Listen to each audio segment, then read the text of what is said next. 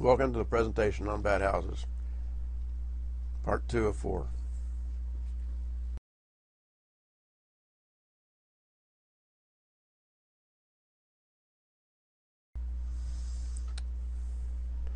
Hello, I'm Pocket. Part 1 was Introduction to History. This part is where to get and what type of bat house, houses if you're going to do an exclusion. Part 3 is environment required by the bats for a roost. And part 4 is bat house species and Desserts at 150 calories or less. New Temptations. It's the first Jello that's just for adults. Before Allegra D, congestion and pressure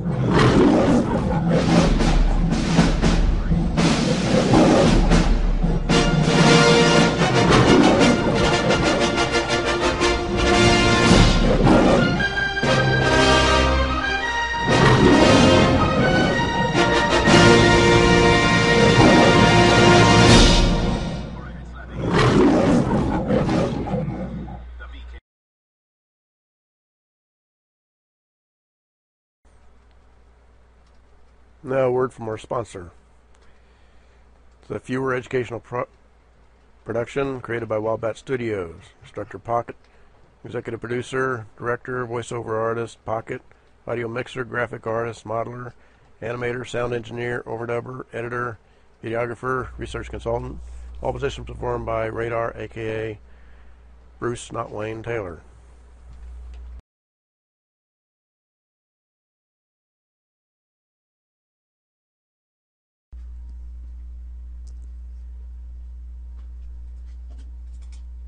Table of contents, where to get a bat house, buy kits, plans, experiment, type of bat house, statistics from the North American Bat House Research Project, attracting bats, what's required for their environment, relocating, roof replacement, installing bat houses, and exclusions, professionals recommended, procedures if you don't have a professional, recommend safety equipment and health risks.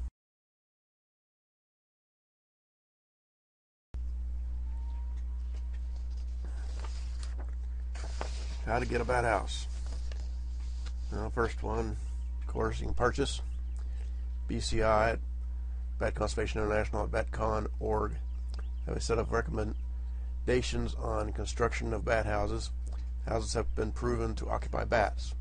They have a certification program for companies that follow their guidelines and are listed on their page under bat houses.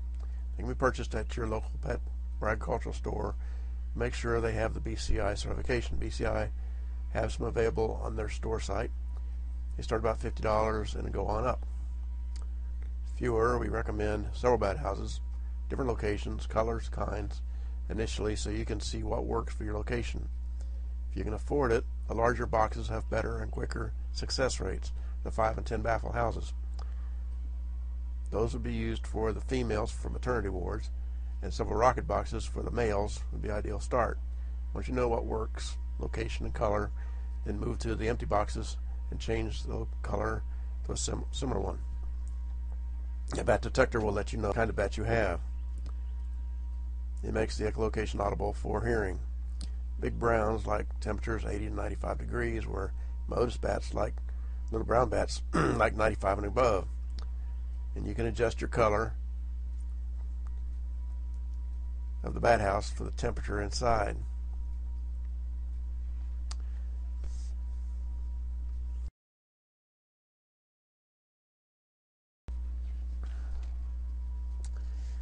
Kits.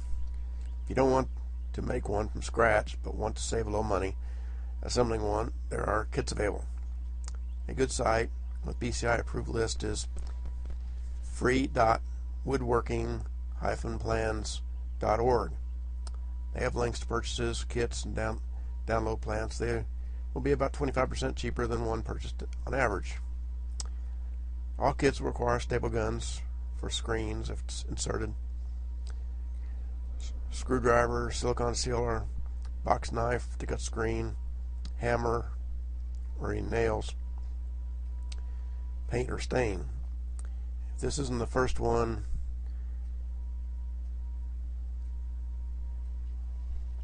may want to stain a natural color to see if it gets occupied. You want to treat the inside with the bat urine to protect the wood. Check the inside temperature and adjust your outside color accordingly, raise and lower to reduce it with a lighter or darker color.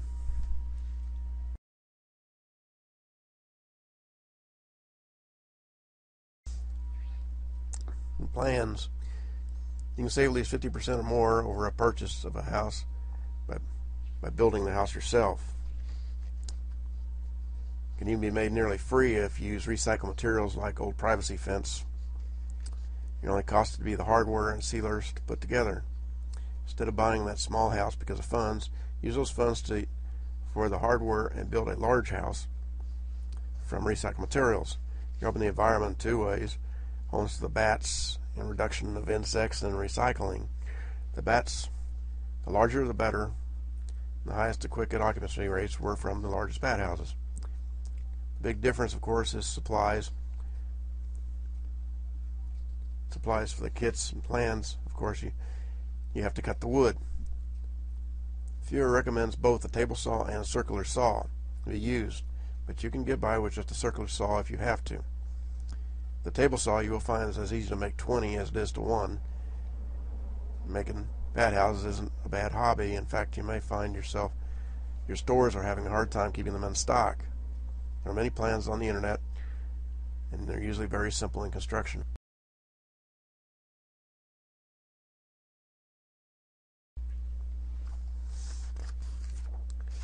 Experiment. If you build your own, as long as you follow the guidelines, baffle space 0.75 inches, seal all the seam, screen or score the inside so the bats can hang, and make the height to lead your location. Here we extend the width to fit all the way across the roof, making your house 3 times larger and makes it look more part of your house. When you sell your house, the new owners may not be as bat friendly. This makes it less obtrusive, looks like an attic vent, and maybe the bats won't have to move when you do. A 5-chamber house can hold 150 to 300 bats. This configuration would hold approximately 450 to 900 bats.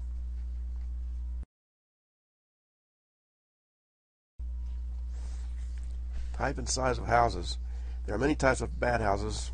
New designs are popping up every day. Bats will live in just about anything, but these designs have proven to house bats. A couple of 5 and 10 chamber houses with a few rocket boxes would make a good start for somebody starting and determine what the bats like for your environment. You need to experiment with color and location.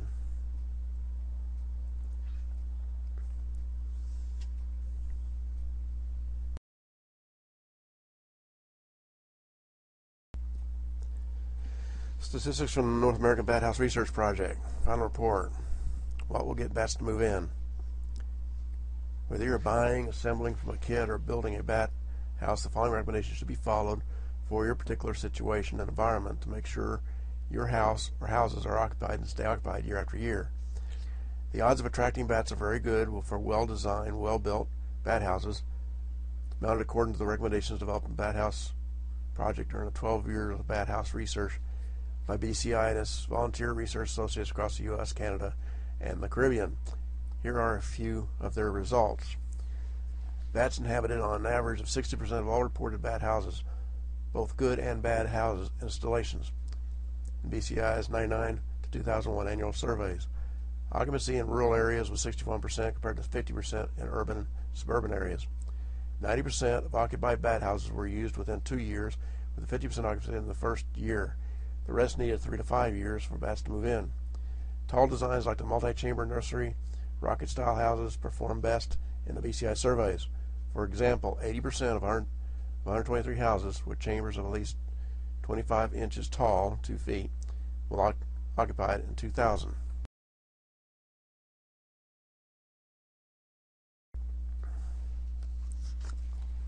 Attracting bats. Bats have to find roosts on their own. Existing evidence strongly suggests that lures and attractants, including bat guano, will not attract bats to bat houses. This is a BCI statement. There are people out there that will contradict that statement. Bats investigate new roosting opportunities while foraging at night, and they are experts at detecting the crevices, cracks, nooks, and crannies that offer shelter from the elements and predators. Location. Bat houses installed on buildings and poles are easier for bats to locate, have greater occupancy rates, and are occupied 2.5 times faster than those mounted on trees. Possession. Unlike domestic animals, bats are wild and free-ranging. It's usually illegal to buy or sell them, and permits and licenses to capture and possess bats are generally limited to researchers, zoos, wildlife rehabbers, and educational organizations. If bats won't move in. If a bat house remains unoccupied after 2 full years and you followed the guidelines in the presentation, the problem is probably in the following 2 items. Consider repositioning, move to a new location, or modifying the house. Paint lighter or darker color. Plot the temperature over a full year. You can do this manually by taking daily measurements, top and bottom, front and back of the house, late afternoon and night, so you can get a history of the house. You can also buy a hobo temperature data logger, which will record the information for you. This can give you a preferred color for the time of the year to maintain the temperature in the 90-degree range the bats require. If you have 3 bat houses side by side, you may want one black, one brown, and one tan, so bats can move from one house to the next depending on the time of the year. We'll discuss temperatures in the next presentation.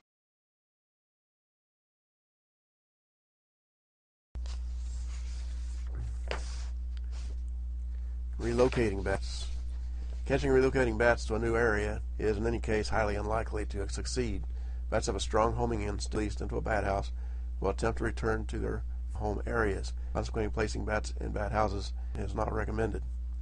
The exception to this would be an exclusion. If in your attic and want them to move into your bat house, the following procedure should be used. Roof replace. If you're going to replace your roof, inspect for bats. If at all possible, if the bats are present, contact a local rehabber to determine your pup season. In the Midwest, it's usually the end of April, the end of September, according to your location.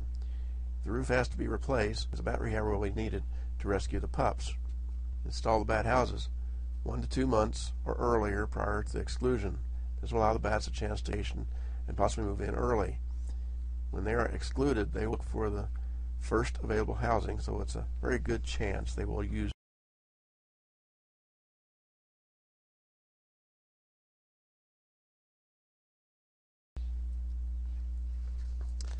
exclusions. Equipment. Use a professional is recommended.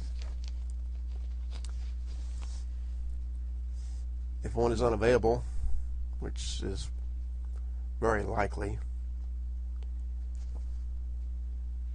then this is a recommended procedure.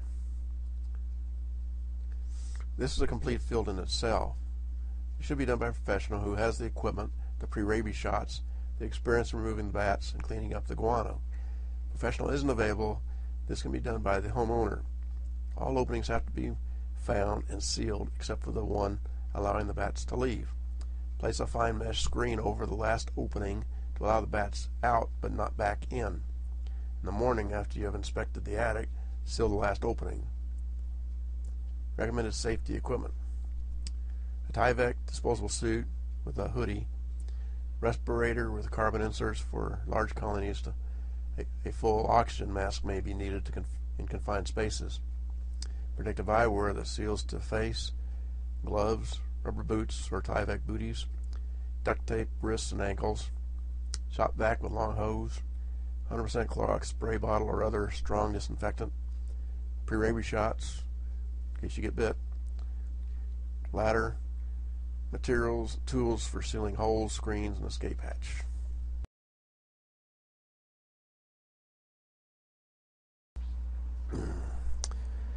Exclusions, health concerns.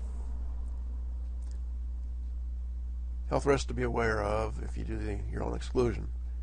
Histoplasmosis. If you have many bats in the attic for a long period of time, you could have a substantial amount of guano. This produces a fungus when it dries and turns to a powder. It can become airborne and inhaled. This can cause lung disease similar to tuberculosis. This can be very dangerous if it's near air conditioning ducts and can spread throughout the house. This has happened in schools that had to be shut down and cleaned, where hundreds of students were affected.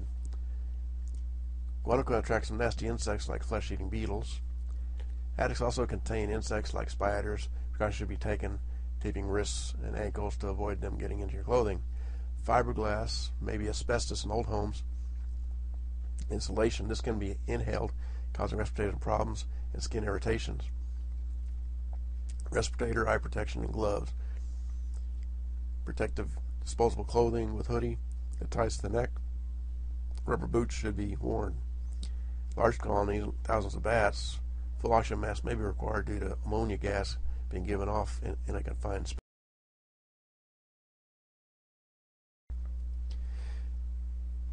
Please continue in part 3. This completes the portion of this presentation. Continue with part 3 to learn the environment required by the bat for a roost.